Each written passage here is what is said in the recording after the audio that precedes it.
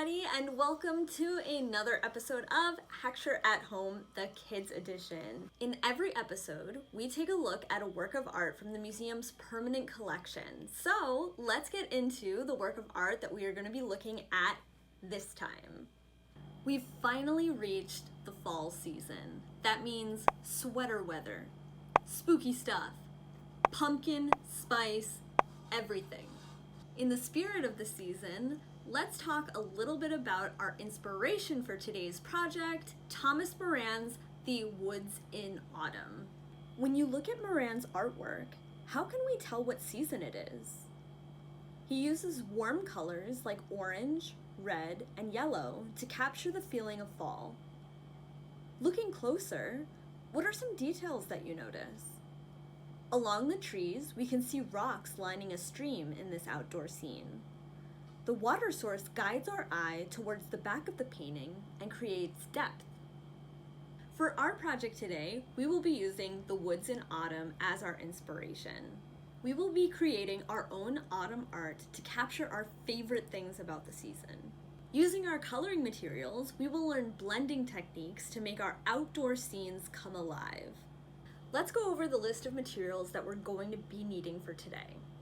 First, you will need a white sheet of paper, a pencil, an eraser, a ruler, and your choice of coloring materials. For today, I am going to be using oil pastels. Since we're creating an outdoor scene, we're going to need to create a space where the sky is separated from the ground. We would do that by creating a horizon line, a line that's going to run horizontally across the page. It can be anywhere on the page that you choose to create the horizon, but I'm going to put mine somewhere in the middle, right around here. In Thomas Moran's painting, he uses the stream as a way to capture the viewer's attention and lead our eye to the back of the painting. We are going to be using a similar technique today with one-point perspective.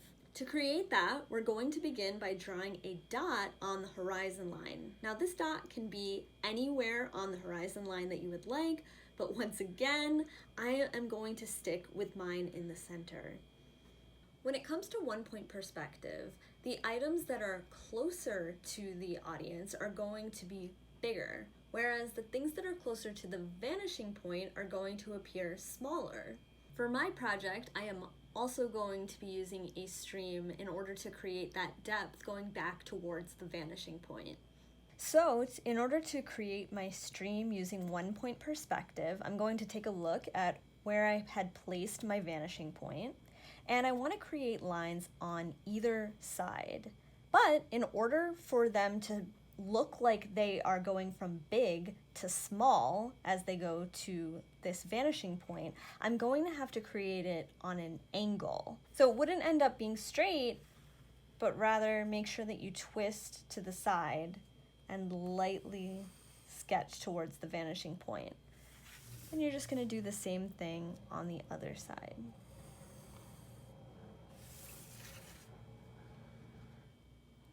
Okay, now that we have our foundation laid out, we're gonna start thinking about how we want our scene to look.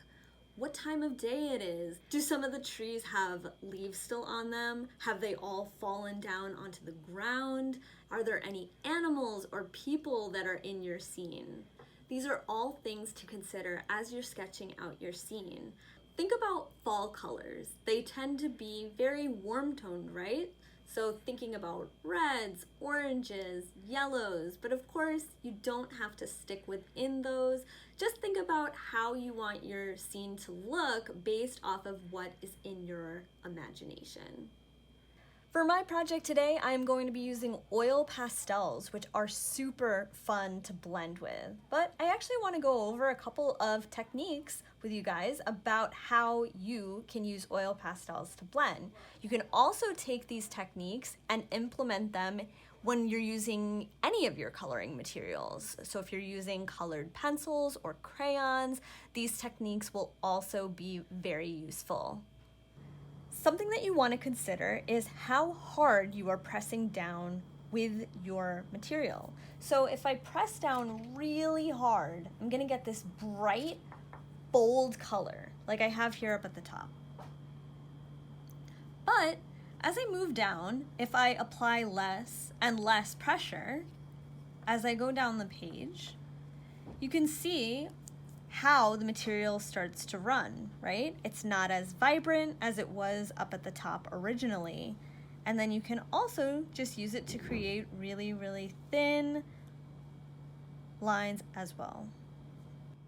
Okay, now that you're a professional at blending, you can take it up to the next level and start using 2 different colors to combine together and blend. And as we can see, I used red up here, yellow down here. I never pulled out an orange color, but as these 2 colors combined, they came together in the middle to create orange. Okay, and here is my finished project. So as you can see, I went with a very warm toned theme here. I wanted to show that it was sunset, so I picked a lot of really bright and vibrant colors. So a lot of oranges and reds and yellows, and I used those to all come together at this point in the middle to represent where the sun would be setting, right over the stream. You can see that I blended from the sun into the sky, and another artistic decision that I made was that I wanted this to be late fall, so all the leaves have already fallen off of the trees, and we're already starting to prepare for winter. Thank you for joining us for another episode of Heckscher at Home, the Kids Edition. I hope that if you create this project along with us, that you make sure to tag the Heckscher Museum on social media so that we can see it. Make sure to like and subscribe for content just like this, and we will see you in the next episode of Heckscher at Home, the Kids Edition. Bye!